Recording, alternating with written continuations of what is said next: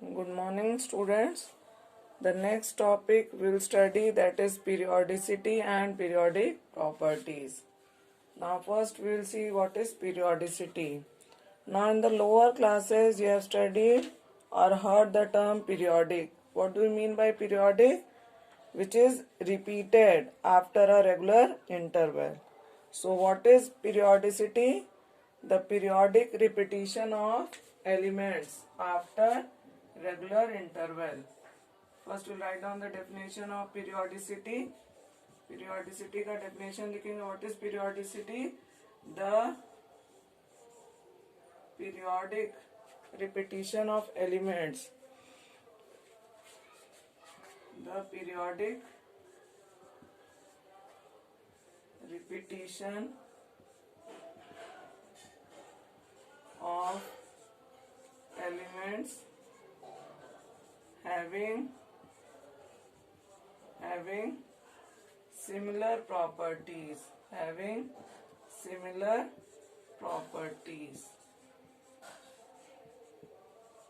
is called periodicity.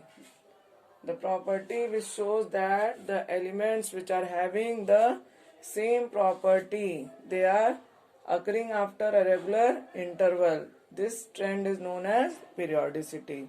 Now what is periodic properties? So periodic properties, next we'll write down periodic properties. What is periodic properties? The properties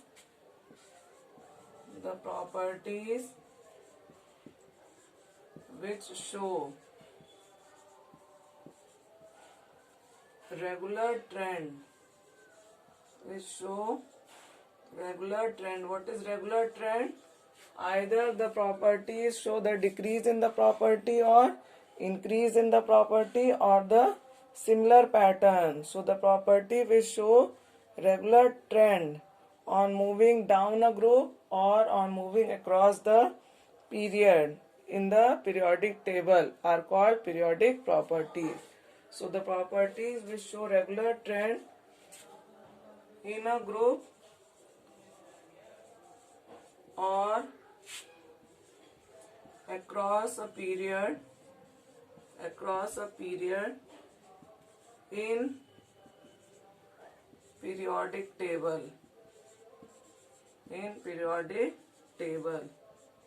are called periodic properties.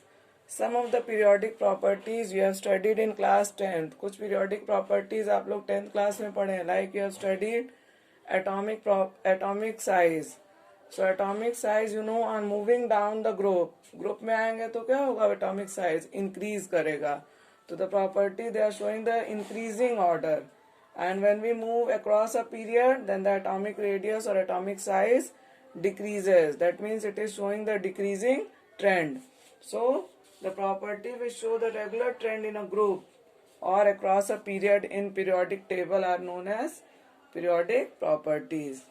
Now next, what is the cause of periodicity?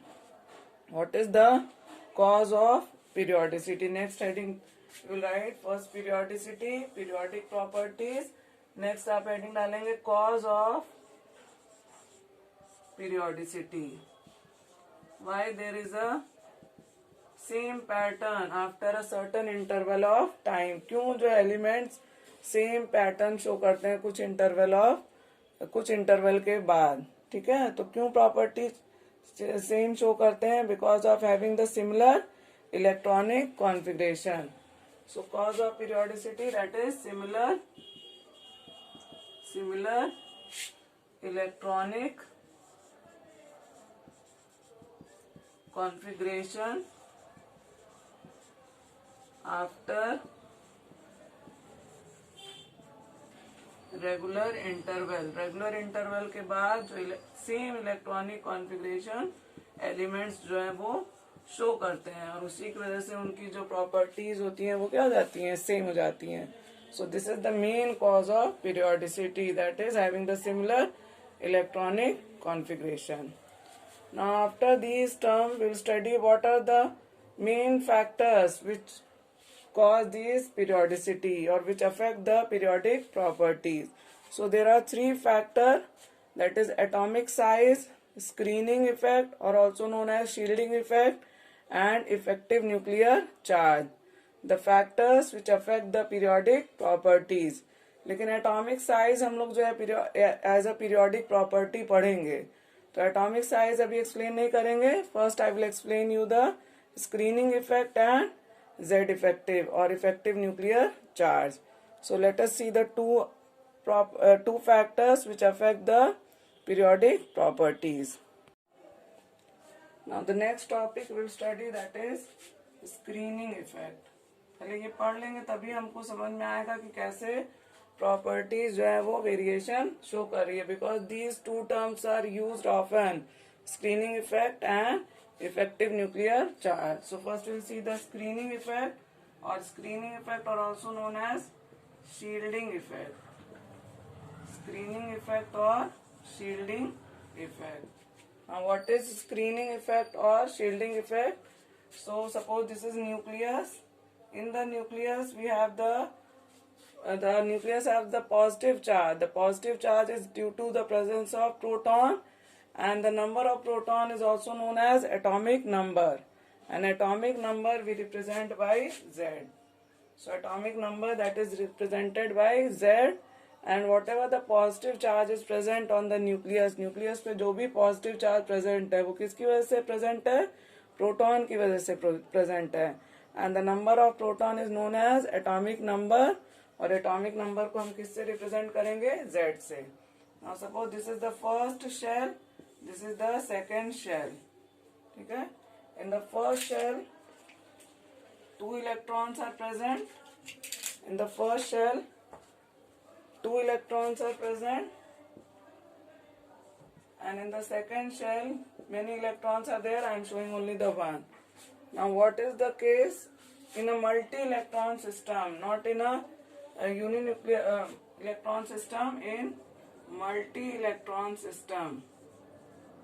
In multi-electron system जिसमें कई सारे electron present होंगे, तो जो last shell में electron होता है उसको हम लोग कहते हैं वैलेंस इलेक्ट्रॉन और द आउटर मोस्ट इलेक्ट्रॉन, और this shell is also known as outermost shell और valence shell, and the electrons which are present inside they are known as inner shell electron, और they are also known as core electron.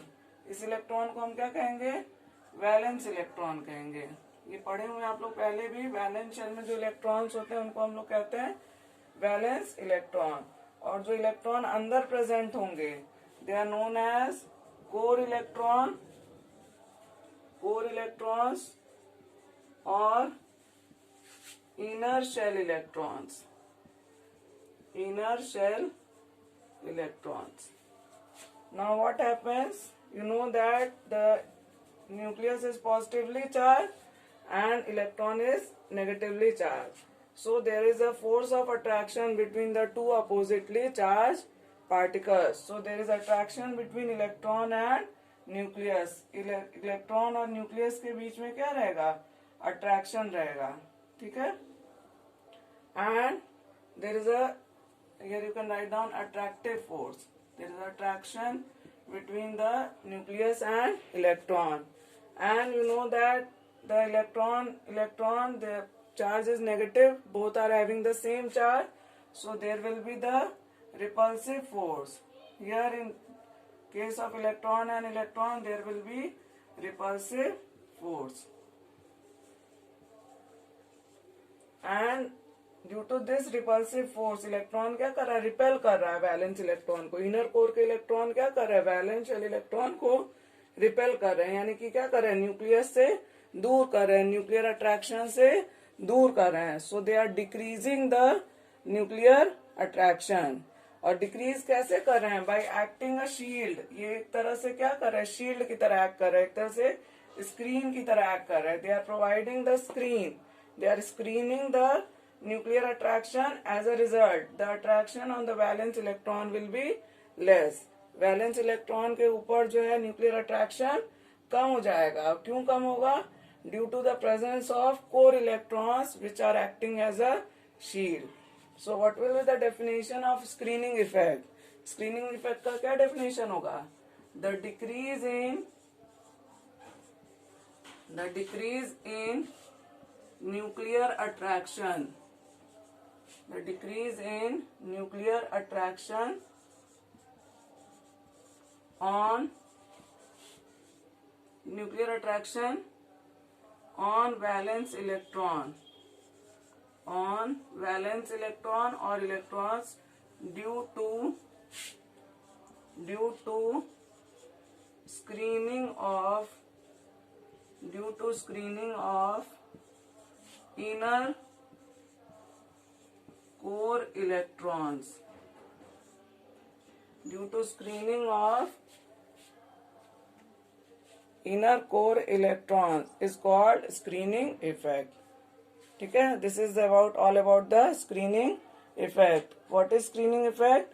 जब भी जो है nuclear attraction जो है valence electron के लिए कम हो जाएगा, और कम क्यों होगा?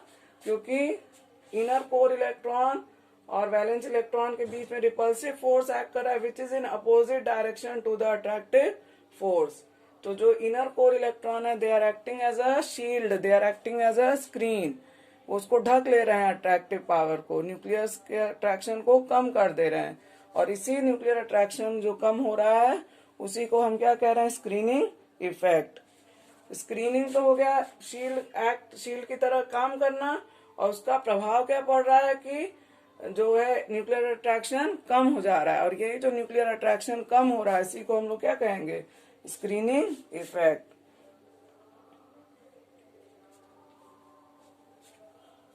Now, this screening effect is represented by screening constant.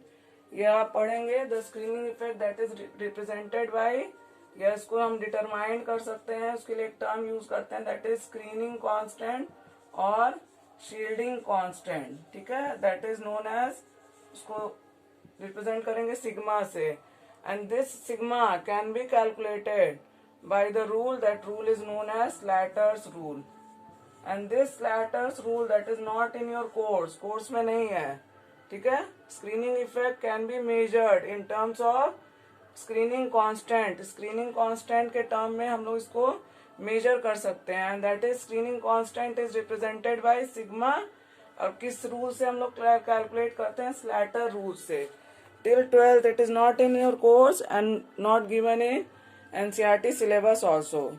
So no need to learn this. Only you know that the sigma, that is the screening constant. Okay.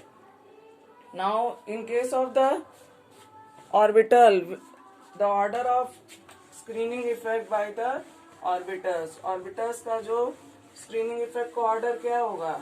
That is the screening effect of s orbital will be more than p, more than d, than more than s, than s orbital more screening effect than p, than d, than f.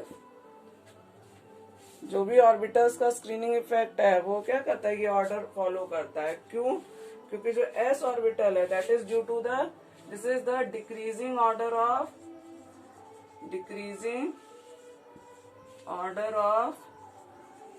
Screening effect. Decreasing order of screening effect. ठीक है, और ये क्यों show कर रहा है ये trend? Because of the shape of the orbital. It depend upon the shape of the orbital. In the second chapter you have studied that the shape of s orbital is spherical in shape, then the shape of p orbital, that is dumbbell in shape, the shape of d orbital is double in shape. तो s orbital अगर है spherical shape है तो electron क्या है? Nucleus के एकदम अगल बगल है. अगर ये न्यूक्लियस है तो उसको पूरा घेरे हुए हैं s ऑर्बिटल. s इलेक्ट्रॉन्स जो s ऑर्बिटल में जो इलेक्ट्रॉन्स प्रेजेंट है, ठीक है, तो उनका स्क्रीनिंग इफेक्ट ज्यादा होगा. और s orbital they are closer to the nucleus, so they provide the more shielding effect. जो p ऑर्बिटल है इसमें क्या हो रहा है? इलेक्ट्रॉन जो है वो डिस्पर्स हो जा रहे हैं. इलेक्ट्रॉन्स क्या हो जा रहे हैं? फैल जा रहे हैं, दूर दूर हो जा रहे हैं इलेक्ट्रॉन. तो उसका इफेक्टिव स्क्रीनिंग इफेक्ट क्या हो जा रहा है? और कम हो जा रहा है. ठीक है, डी में भी क्या हो जा रहा है? डबल शेप हो जा रहा है. तो इसके भी इलेक्ट्रॉन्स और फैल जा रहे हैं और दूर दूर इलेक्ट्रॉन हो जा रहे हैं, तो इसका भी शील्डिंग इफेक्ट क्या हो जाएगा, कम हो जाएगा। तो due to the shape the screening effect the s orbital will provide more screening effect, मतलब कि अगर इलेक्ट्रॉन s ऑर्बिटल में है तो ज्यादा स्क्रीनिंग इफेक्ट प्रोवाइड करेगा अगर as comparison to p orbital. उसी तरह p ऑर्बिटल में अगर इलेक्ट्रॉन है तो that will provide the more shielding effect और screening effect as compare to d।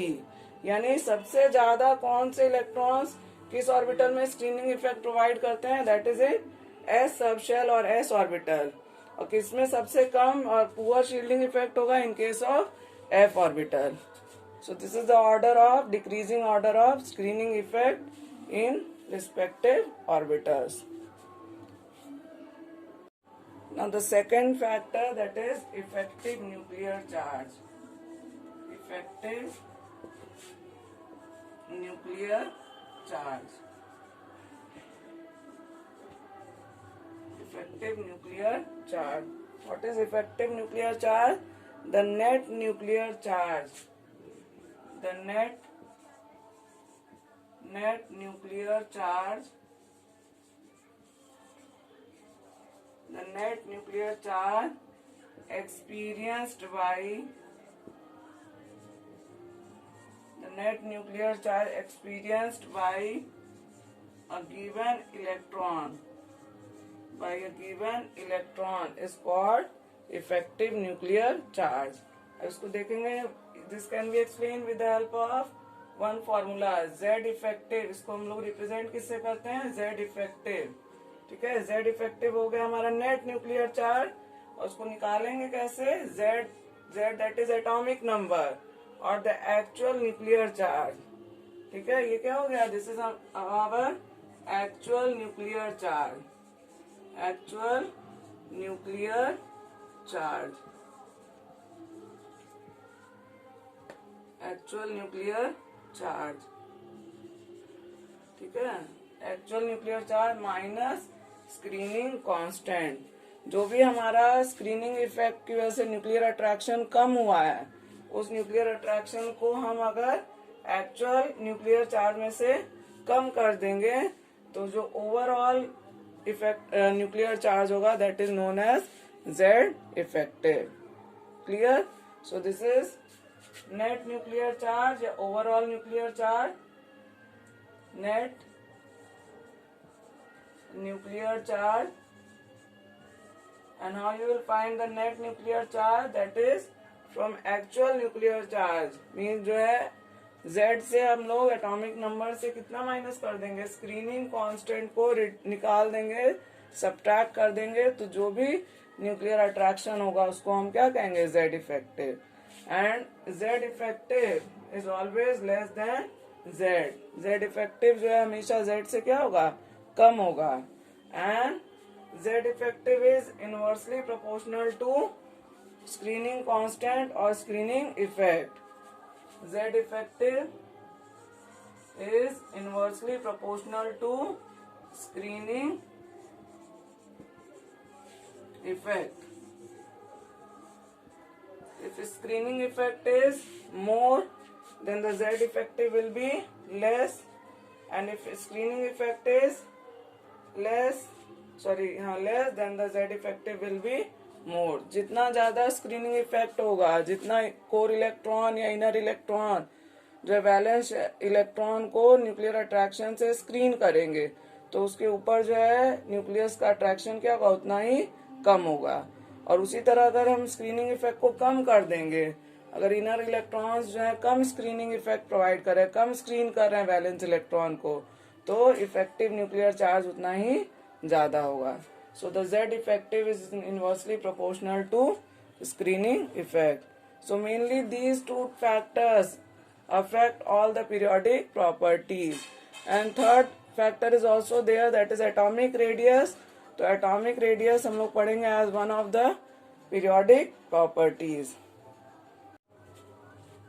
Now we'll study the periodic properties, and the main topic of this chapter start from here only. Rest we have studied in class 10th. जो main chapter का topic वो यहीं से शुरू होता है, that is periodic properties. हमको इसी को पढ़ना है ज्यादा, और ज्यादा क्वेश्चन जो है इन्हीं से पूछे जाते हैं। जितने भी एक्सेप्शन है, जितने भी क्वेश्चन है पीरियोडिक प्रॉपर्टीज में, वही जो एग्जाम में आते हैं। अब तक जितने पढ़े हैं वो पहले भी पढ़ चुके हैं आप लोग, ठीक है।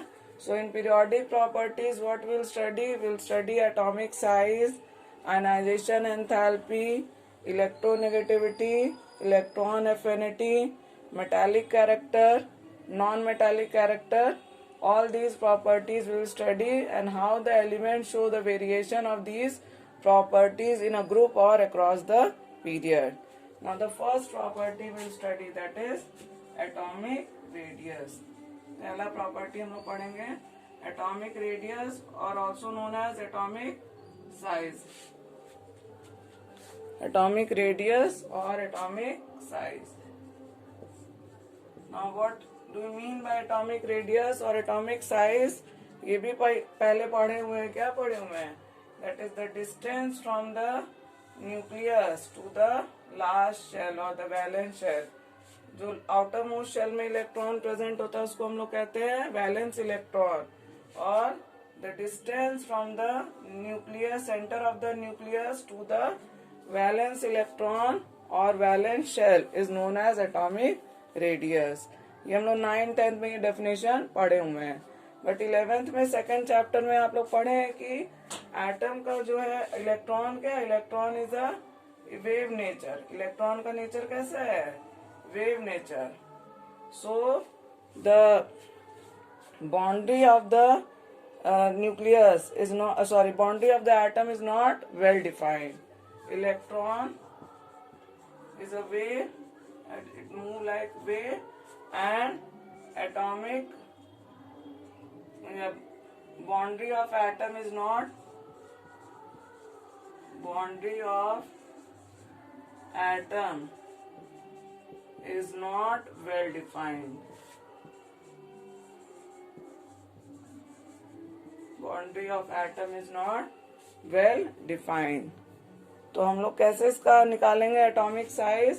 तो एटॉमिक साइज हम लोग इसको 4 टाइप्स से निकालते हैं, depending upon the type of bond present in the atom. So the atomic radius, अब तक लोअर क्लास में आप लोग पढ़े हैं कि distance from the nucleus to valence electron. तो अब ये जो है ये वाला डेफिनेशन नहीं याद रखेंगे, ठीक है। Now the new definition you will learn in terms of the bond which is formed by the atom. तो जो है टाइप्स हम लोग देखेंगे, टाइप्स ऑफ एटॉमिक साइज। और टाइप्स क्यों कैटेगराइज किया गया? क्योंकि इलेक्ट्रॉन जो है it is having the wave nature, the boundary of atom is not well defined, so we can not find the exact location of the outer most electron. तो types जो है, types किस पे डिपेंड कर रहा है? It depends upon types of bond, किस तरह का बॉन्ड प्रेजेंट है एटम के बीच में। So the atomic radius that is of 4 type. First is covalent radius. Covalent radius नाम से क्लियर हो जा रहा है कि एटम्स के बीच में किस तरह का बॉन्ड प्रेजेंट होगा? कोवेलेंट बॉन्ड प्रेजेंट होगा। Second is van Waals radius. Van der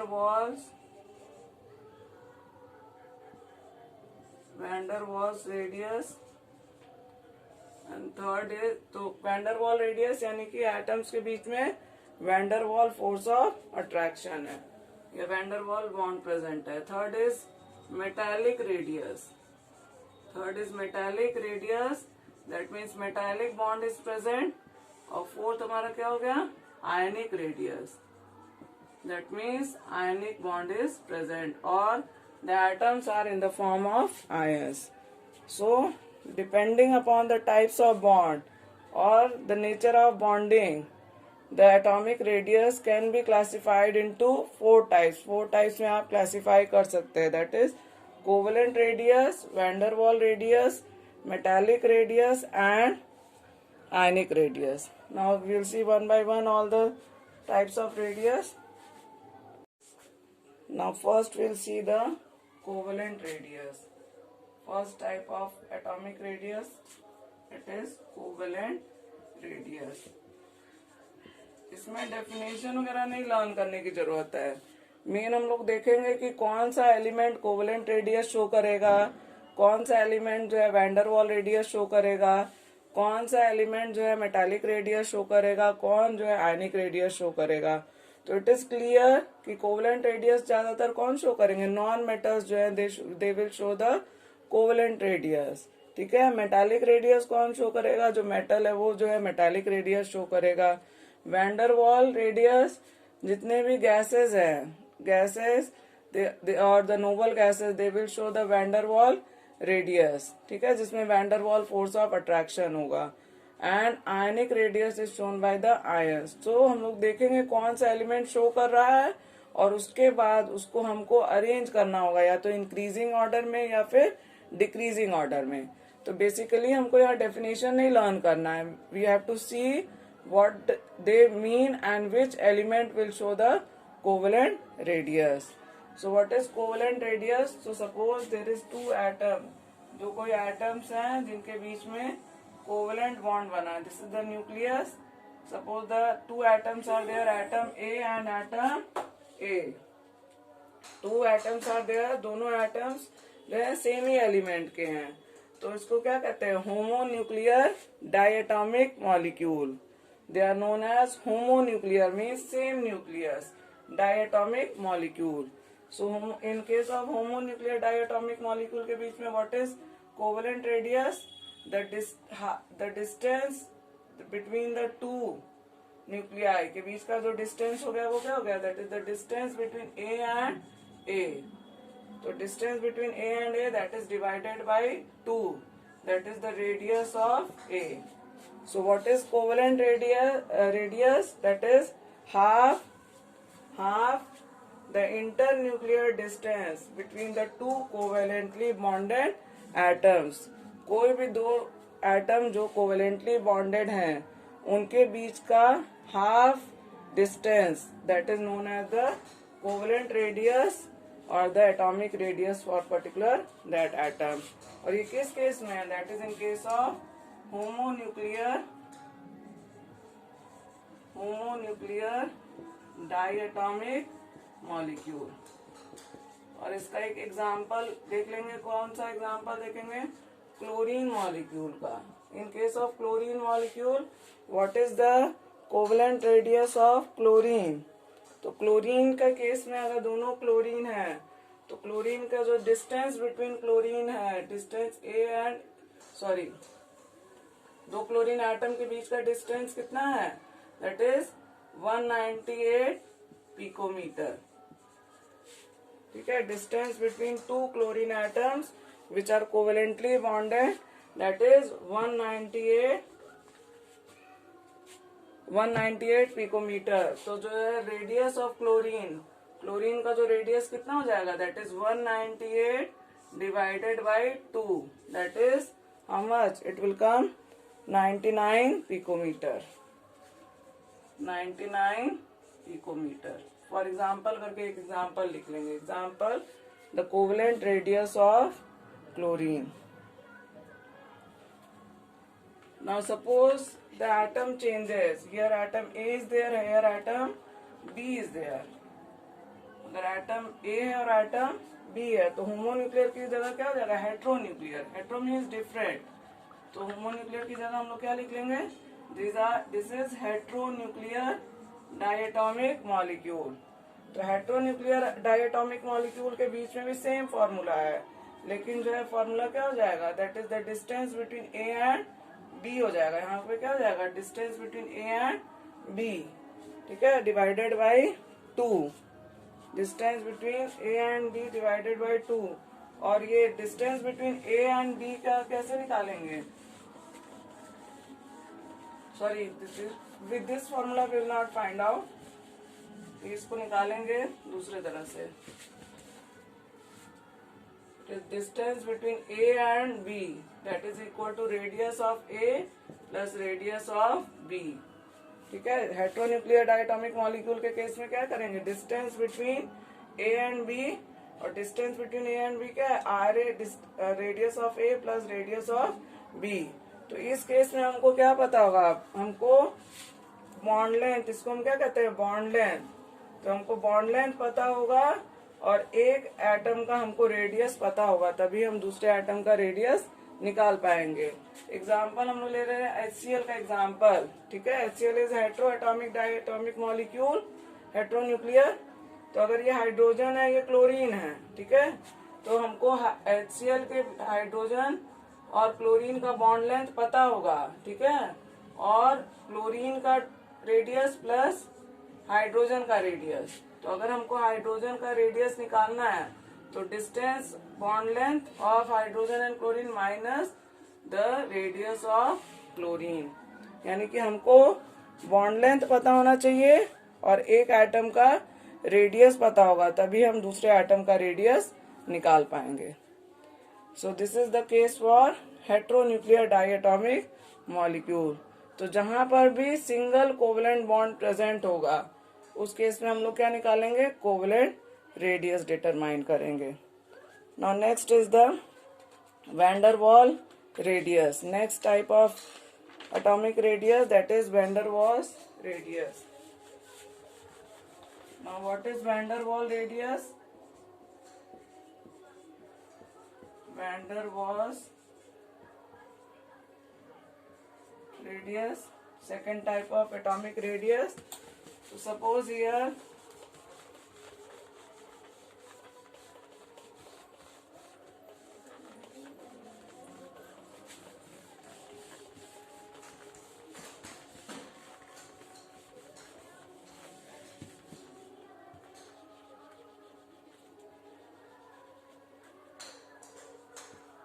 two covalently bonded atom is there, and here also one molecule of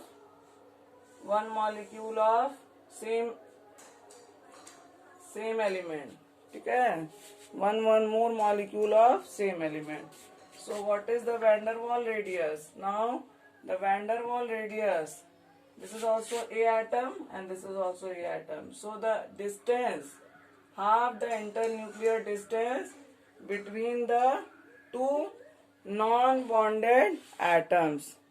It is defined as half the distance between the nuclei of two non-bonded atoms between of the neighboring molecule.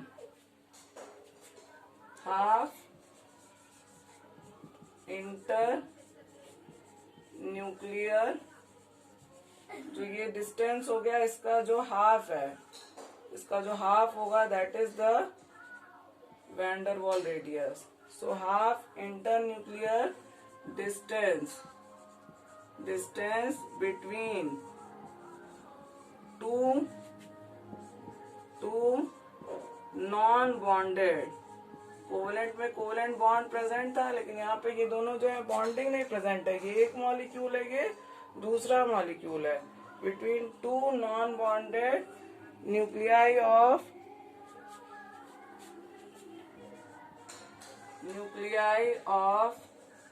neighboring atom,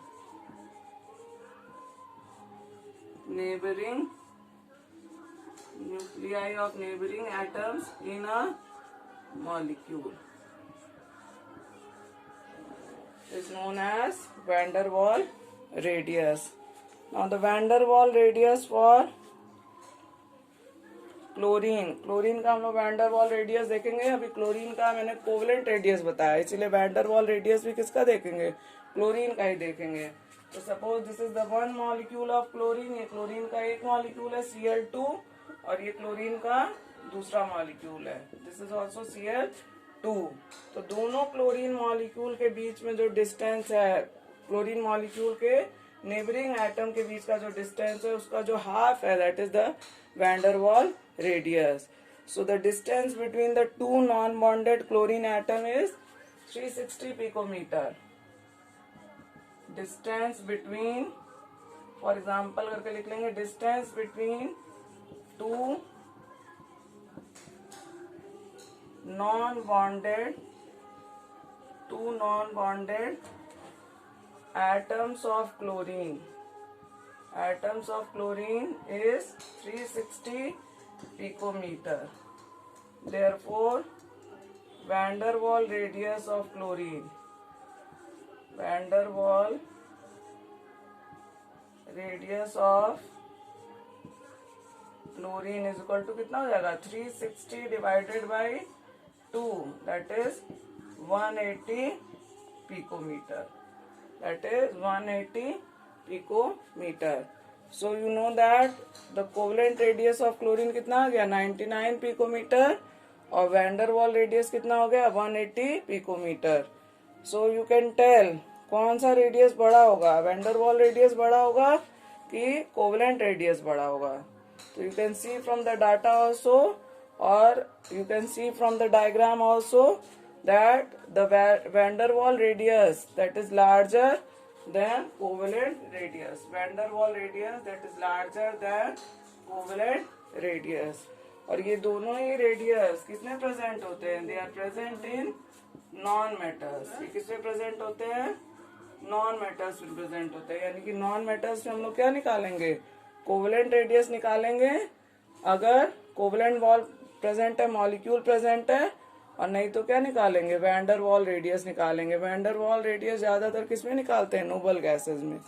we see the van der Waals radius in noble gases. Now the third type of radius that is metallic radius. Third type of radius that is metallic radius. And this metallic radius is present in metals. ये किस में present होता है, metals में present होता है. You know that in case of metal metallic bond is present. Suppose अगर iron है तो आयरन के एटम जो है इस तरह से अरेंज होते हैं. ठीक है, this is the 2D structure. 3D structure में पीछे भी अरेंज होंगे. They are arrange in the form of crystals. किस फॉर्म में रहते हैं, क्रिस्टलाइन फॉर्म में रहते हैं. और क्रिस्टलाइन फॉर्म में जो भी प्रेजेंट रहता है उसका एक पर्टिकुलर शेप रहता है, और वो आप लोग पढ़ेंगे क्लास 12th में सॉलिड स्टेट में. So here only we can show you the atoms of metal in 2D structure only. So these are the metals of atom, and whatever the distance between the nucleus of two metal in the metallic crystal, that is divided by 2. So this is the distance between the two metal, and this, suppose this is the metals of iron. अगर ये iron के metals हैं तो radius of iron क्या हो जाएगा, that is the radius of iron, that is the distance between the two metal divided by 2. Distance between the metal core of two iron metal in metallic crystal is known as metallic radius. You write down the definition. Definition लिख लो, half the distance, internuclear distance between the two metal atoms in metallic crystal. Write down the definition. इसका जो half होगा, half जो होगा that is this half, that is the metallic radius. Half the internuclear distance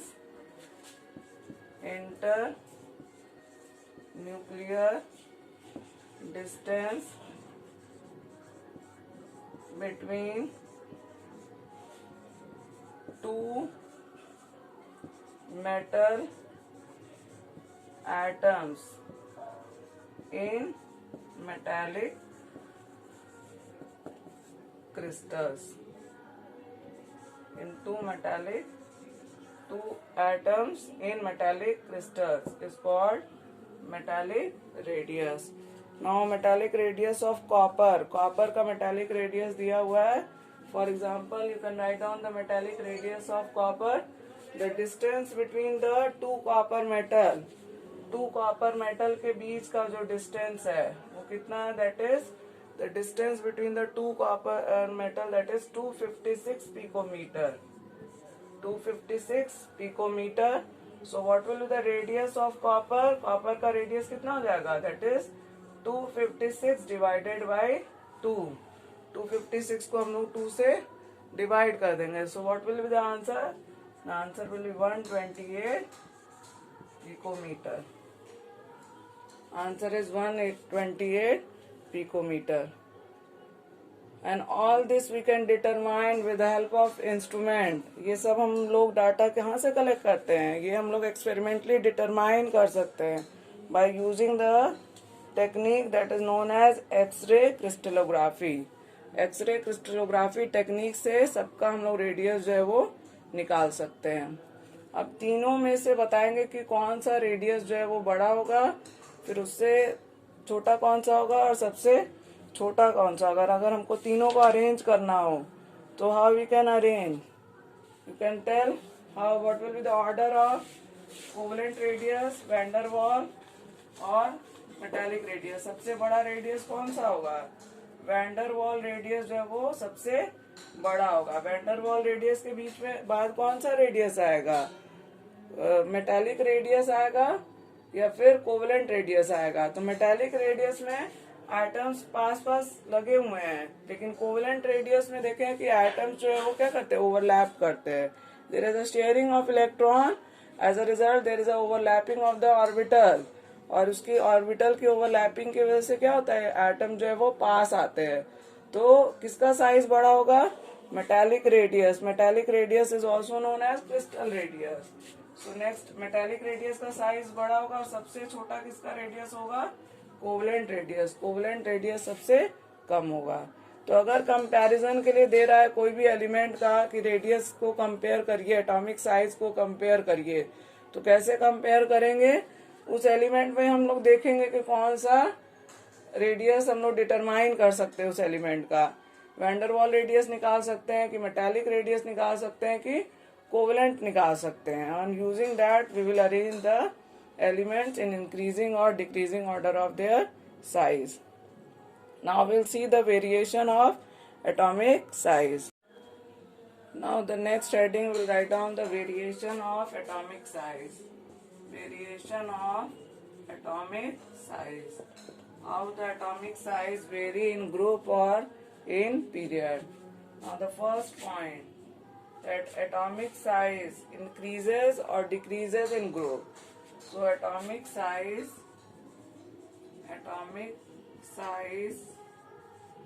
increases down the group. Atomic size increases down the group. जैसे जैसे हम group में नीचे आएंगे, दैट इज अगर फर्स्ट ग्रुप हम लोग देख रहे हैं, that is lithium, sodium, potassium, rubidium, caesium. तो which will be the largest atom? Caesium will be the largest atom. क्यों लार्जेस्ट होगा? क्योंकि जैसे जैसे हम ग्रुप में नीचे आते हैं, the number of shell increases. Number of shell भी इंक्रीज कर रहा है और इफेक्टिव न्यूक्लियर चार्ज भी इंक्रीज कर रहा है. जेड इफेक्टिव भी बढ़ रहा है, लेकिन जो number of shell, increase of number of shell है, वो क्या कर रहा है? ओवरकम कर दे रहा है न्यूक्लियर चार्ज को. ठीक है. So the number of increase in the number of shell overcome the effect of increase nuclear charge. As a result, the size of atom increases down the group. Down the group में क्या हो रहा है? Number of shell जो है वो increase कर रहे हैं. उस नंबर ऑफ शेल के इंक्रीज होने की वजह से साइज जो है वो बड़ा हो जा रहा है. देखा जाए तो एटॉमिक नंबर भी बढ़ रहा है. एटॉमिक नंबर बढ़ रहा है, इसका मतलब क्या हो रहा है? न्यूक्लियर अट्रैक्शन भी बढ़ रहा है. तो यानी कि न्यूक्लियर अट्रैक्शन बढ़ेगा तो साइज को अफेक्ट करना चाहिए, लेकिन अफेक्ट नहीं कर पा रहा है. क्यों नहीं कर पा रहा है? क्योंकि नंबर ऑफ शेल बढ़ रहा है और नंबर ऑफ इलेक्ट्रॉन जो है न्यूक्लियस से दूर होते जा रहे हैं. Therefore the size increases. Now second, in case of group, group में क्या ट्रेंड शो करेगा? Sorry, this is in group. Now period में क्या होगा? दैट रीजन आप लोग लिख लेंगे. What is the reason? Reason क्या होगा? The number of shell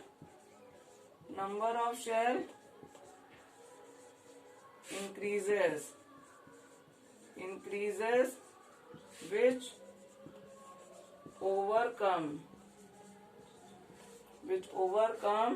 the increased nuclear charge.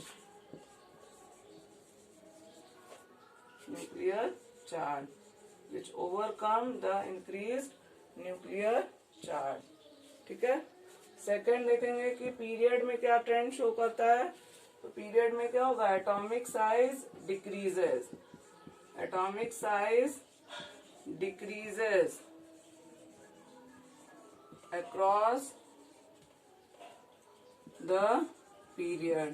Period में एटॉमिक साइज क्या होता है, वो डिक्रीज करता है। और क्यों डिक्रीज करेगा, क्योंकि इलेक्ट्रॉन्स जो है they are added in the same shell, उसी शेल में जो है इलेक्ट्रॉन्स जो है वो ऐड हो रहे हैं। अगर सेकेंड पीरियड है तो सेकेंड पीरियड में देखेंगे कि सेकेंड शेल में ही इलेक्ट्रॉन जो है वो ऐड हो रहा है।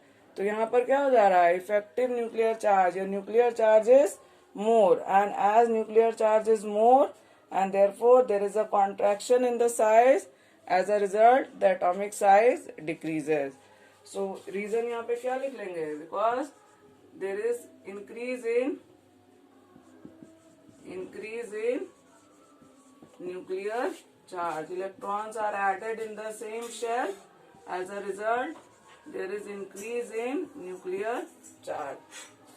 So this is all about group and period. ये ओवरऑल शो कर दिए हैं कि ग्रुप में क्या ट्रेंड शो करेगा और पीरियड में क्या ट्रेंड शो करेगा। Now will see one by one all the other point also. Now third point, alkali metals. Alkali metals जो है they are largest in the period. अगर हम लोग साइज देखें तो सबसे ज्यादा बड़ा साइज किसका होगा, अल्कली मेटल्स का होगा, क्योंकि हम लोग कह रहे हैं पीरियड में साइज जो है वो छोटा होता जाएगा। तो alkali metal they are present to the extreme left hand side, so they will have the largest size except noble gases, except noble gas. Noble gas को अगर छोड़ा रहेगा तो ठीक है, क्योंकि अगर नोबल गैस को लेंगे तो नोबल गैस का सबसे ज्यादा साइज होगा। However, noble gases are largest in period. ज्यादातर नोबल गैस को लिया नहीं रहता है, लेकिन अगर नोबल गैस को कंसीडर कर रहा है तो सबसे बड़ा साइज किसका होगा, नोबल गैस का होगा। अगर हम सेकेंड पीरियड में उसको ले रहे हैं, सेकेंड पीरियड में नियॉन को ले रहे हैं तो नियॉन का साइज सबसे बड़ा होगा। और अगर हम लोग नियॉन को नहीं ले रहे हैं तो किसका साइज बड़ा होगा, लिथियम का साइज सबसे बड़ा होगा। ठीक है, तो क्यों है, क्योंकि in case of noble gas हम क्या कंसीडर करेंगे, will consider van der Waals radius. Van der Waals radius is taken into consideration,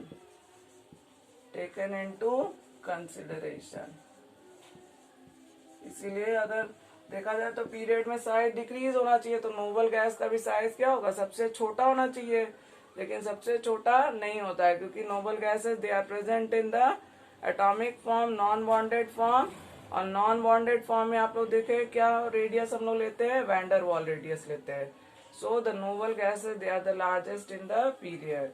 now which is the smallest in the period, halogens.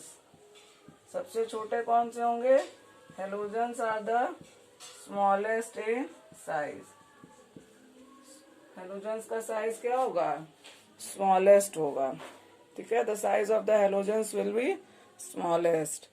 Now next will see about the d and f block elements. Now the next will see in case of transition series. In transition series,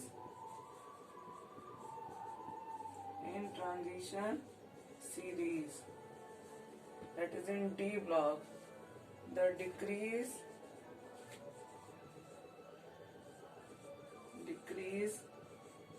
in size is small।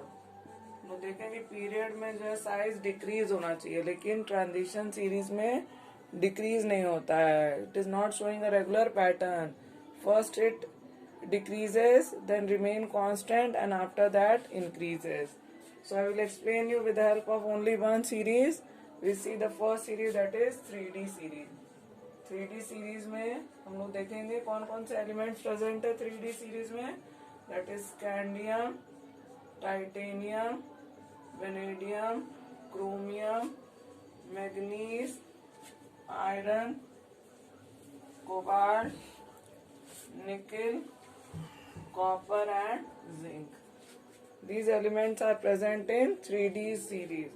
Atomic number इनका क्या क्या है? 21, 22, 23, 24, 25, 26, 27, 28, 29, 30. On the electronic configuration, last का electronic configuration बस लिख रहे हैं यहाँ पर. क्या है? D1, D2, D3. यहाँ क्रोमियम में क्या हो जाएगा? D5. यहाँ पर भी क्या हो जाएगा? D5, D6, then we have D7, D8, D10, and this is also D10. So this is the electronic configuration for 3D series. Now the atomic size. यहाँ से यहाँ तक क्या होगा? Atomic size जो है वो डिक्रीज होगा. Atomic size decreases. अब क्यों डिक्रीज होगा? क्योंकि न्यूक्लियर चार्ज जो है वो बढ़ रहा है. Why the decrease in size? Because the nuclear charge is increasing. 21 से 22 और फिर 23 हो गया. यहाँ से लेके यहाँ तक क्या हो जाएगा? It will remain constant. ये जो है वो क्या हो जाएगा?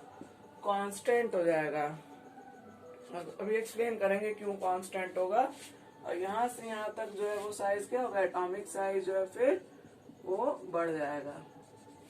सो जितना इसको स्मॉल शो होना चाहिए था, डिक्रीज शो करना चाहिए था, उतना जो है ट्रांजिशन एलिमेंट शो नहीं करते हैं. What is the reason? अब यहाँ पे देखेंगे कि डी ऑर्बिटल्स में कितने इलेक्ट्रॉन ऐड हो रहे हैं. डी ऑर्बिटल में कितने इलेक्ट्रॉन हो रहा है? पहले एक इलेक्ट्रॉन ऐड हुआ, फिर दूसरा इलेक्ट्रॉन, फिर तीसरा इलेक्ट्रॉन. तो यहाँ पर इतने इलेक्ट्रॉन ऐड हो गए, यानी कि न्यूक्लियर चार्ज जो है वो बढ़ रहा है. यहाँ पर क्या हो जाएगा? There is a 5 electron in the orbital. और उस 5 इलेक्ट्रॉन के होने की वजह से क्या हो जाएगा? फिर जो 6th इलेक्ट्रॉन आएगा, 6th इलेक्ट्रॉन की वजह से इलेक्ट्रॉन इलेक्ट्रॉन रिपल्शन होगा. There is electron electron repulsion. जैसे ये 6th इलेक्ट्रॉन एंटर करेगा, दोनों की वजह से क्या होगा? Electron electron repulsion. और यहाँ पर 5, 5 और 6 है, तो यहाँ पे बढ़ा है, लेकिन यहाँ पर जो है इलेक्ट्रॉन कम हुआ है, लेकिन इलेक्ट्रॉन इलेक्ट्रॉन रिपल्शन की वजह से बढ़ गया है. तो इन तीनों में जो है साइज जो है एटॉमिक साइज की वैल्यू के ऑलमोस्ट कांस्टेंट है. अब उसके बाद अगर हम D7 में आएंगे तो फिर इलेक्ट्रॉन ऐड हो गया, तो और रिपल्शन बढ़ गया. फिर 8 और रिपल्शन बढ़ गया, और 10 आने पर रिपल्शन जो है वो बढ़ गया. तो इस केस में क्या इलेक्ट्रॉन इलेक्ट्रॉन रिपल्शन बढ़ गया है as compare to nuclear charge. Nuclear charge भी बढ़ा है. ठीक है, there is increase in nuclear charge. Nuclear charge also increases, but this factor electron electron repulsion dominates the increase in nuclear charge. As a result, atomic size increases in case of the transition series. तो पहले show करेगा decrease, फिर constant हो जाएगा, and at last the atomic size will increase. So it will not show the same pattern as we see in the second and the third period, that in a period the atomic size decreases. They show the variation in the size. And why variation in the size? Because of the electron electron repulsion which are added in the d orbital. Last we'll say in case of the 4s series. In 4s series there is 4s series मालूम है, जो lanthanoid series है, या 5s series होगी हमारी actinoid series. तो F block element में क्या होगा? So in F block element the size decreases continuously. In 4f series there is continuous decrease in size. Continuous decrease in size. In 4s series या 5s series there is continuous decrease in size. क्यों decrease in size हो रहा है?